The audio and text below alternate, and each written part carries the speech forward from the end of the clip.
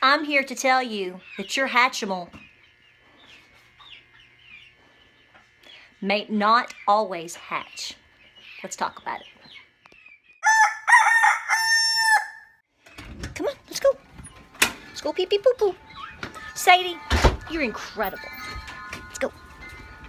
Okay. So, I have to run errands today. And I got on social media this morning to post, you know, just to catch up with you guys, see what's going on, check the weather, you know, whatever, check in the group, da-da-da-da-da-da. And, oh, gotta put my shoe on. And I saw this article from yahoo.com or whatever.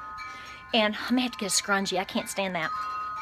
And it's talking about these toys that were real popular for Christmas. Come on, you boot. Ah. So it's talking about these toys that are real popular for Christmas, right? These Hatchimals. Look, I don't have kids that get Hatchimals.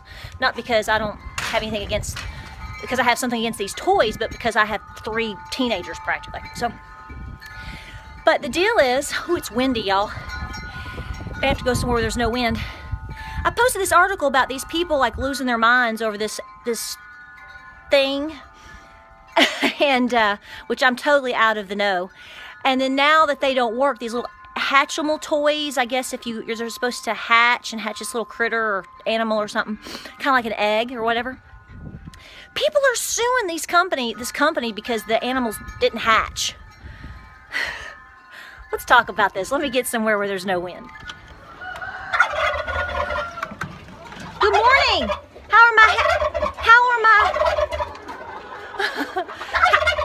Good morning. How is my messy Hatchimal barn? Oh my goodness, oh my goodness.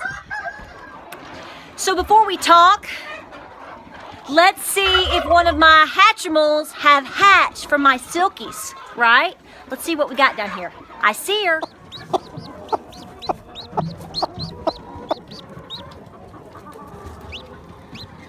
Look, Hatchimal.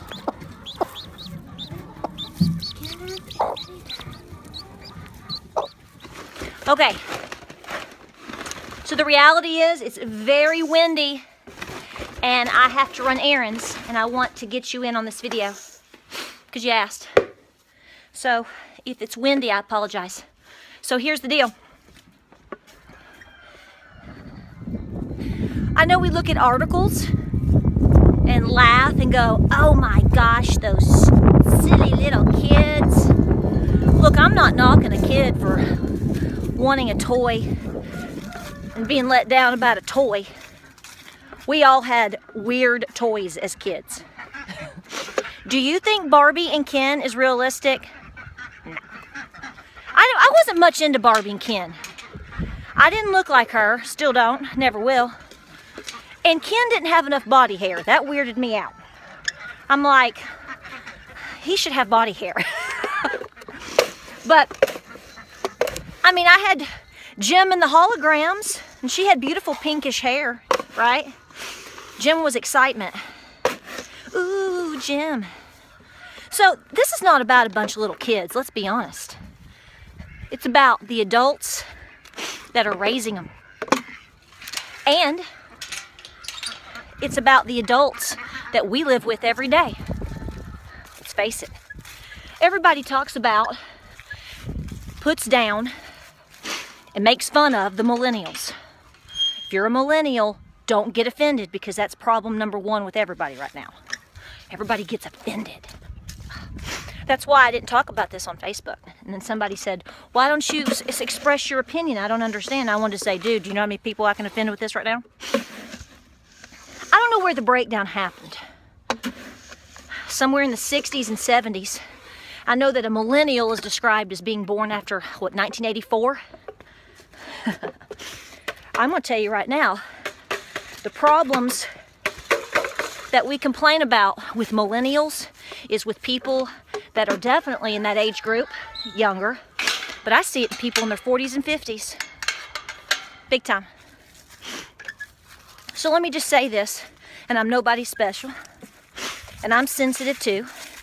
Sure, I get my feelings hurt from time to time. I tend to get over it quicker than others. You learn that you have to. So, I'm feeding animals. But the reality is, what I see in terms of homesteading are people that have no idea what they're doing. I didn't either, people. But you know what? I took 3 years to find out. I got about 50 books underneath my belt. I went to farms. I watched YouTube videos of credible people. I went to conferences. I took classes at the university, through 4-H, through the extension office. We got a problem in general. We have adults that have expectations in life that are just not going to happen. That's why I always talk about you have to have a plan B, because most likely your plan A is not going to happen, okay? That doesn't mean that I'm better than you. That doesn't mean that that you're better than someone else. That is just the probability of how things roll with farming and with life. What is your plan B? Because plan A just may not happen. In terms of homesteading, I can tell you right now, not all of your eggs are going to hatch. Your dairy cow might not have been bred this year. Now what? You might come out and find a dead duck in your pen. Your roof might get blown off like mine did this year. So my budget money, I'm talking about doing these renovations in my kitchen. The only reason I'm doing it is because we're already going ahead and having to do a whole new roof on the house, most likely. We have it planned for, because we now understand the whole idea of a backup plan, but that wasn't what we ideally wanted to do this year. So the problem is not these little kids getting upset because their eggs didn't hatch. It's because they've been given trophies for things that they didn't deserve them for. And it's not just happening with 5 and 10-year-olds, it's happening with people that are 30, 40, 55, 60 years old still. It's not a knock, it's just what's going on. I don't know what else to say to that, because, and like I said, I told the gentleman, he was like, I don't understand why you're not answering this question. And I'm like, because it's going to offend somebody. I get questions all the time on how to raise animals on property that you shouldn't be raising animals on. I get questions all the time about raising animals in areas that you shouldn't be raising them in. The reality is, you know, I get questions about raising rabbits a certain way that I don't think that you should. And sometimes, you know, like I said, sometimes I just don't answer because I'm not the expert. I don't ever claim to be an expert. Don't want to be an expert because that's too high of an expectation sometimes, all right? So here's the deal on the Hatchimals. Your Hatchimal is not always going to hatch. Bad things happen on a homestead. Things are expensive. You have to work your butt off. You're going to freeze your hands and your face off. It's an incredible reward in the end, but it's a lot of input and it's a lot of grit. But I think that comes with anything that you do. Everybody's looking about being called this, am I that? Do I own this or I own that? I don't know what you own. I don't know. But I will tell you this. If I'm going to go have a procedure done, if I'm going to have brain surgery, there better be a title after the name of that surgeon, right? Experience, education, and credibility absolutely counts. And knowing that you're going to fail along the way absolutely counts. So, you know, I know everybody's expecting me to put down these little kids, all these little bratty little kids. And I know they're out there. Hey, I'm raising 3 kids right now too, okay? In the heart of social media. I don't know if we've let them down or not. And it's easy to slam them and slam the younger generations. But who let that happen? I mean, seriously, who let that happen? So if you know this is going on, and you don't want yourself to be caught into this, and you don't want your kids to be caught into it, then just flat out don't. Okay? And I know it's really simple and easy for somebody to sit here and tell you, your animals are going to die, your animals are going to get sick, you're going to have more, homesteading is not free. Hello!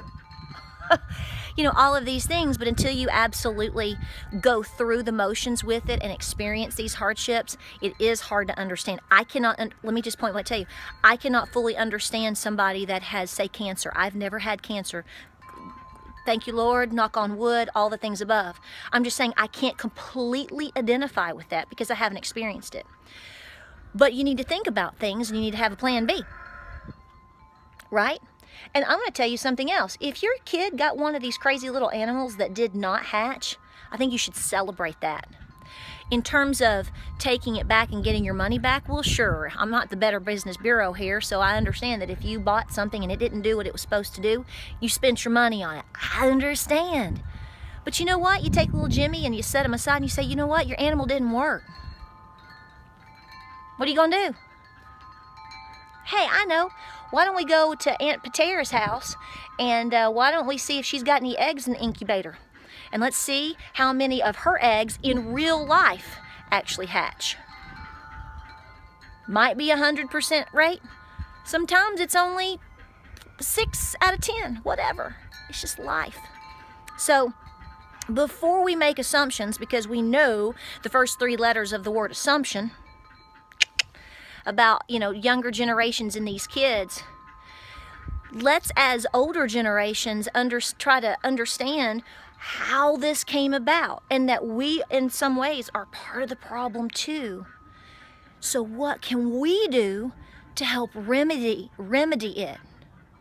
And I will tell you right now, by talking with folks that are, you know, I want to say talking with folks that are younger than me, but that's not always true. I think folks that are my age or older, they don't like to hear this type of reality. Most of them don't get offended as quick though. But the problem is global in terms of age groups right now. So always know your Hatchimal may not always hatch. If you like this video, like and subscribe. I'm gonna go inside and have breakfast finally. Cause see, just what happens. Sometimes you have to just delay and put off things in order to get things done. We'll talk to you soon. Keep homesteading. Go big and go homestead. Woo. Check us out on Facebook, Instagram, and Pinterest. Y'all have a happy new year. Brand new leg bar. 3rd day in a row. She's starting to lay.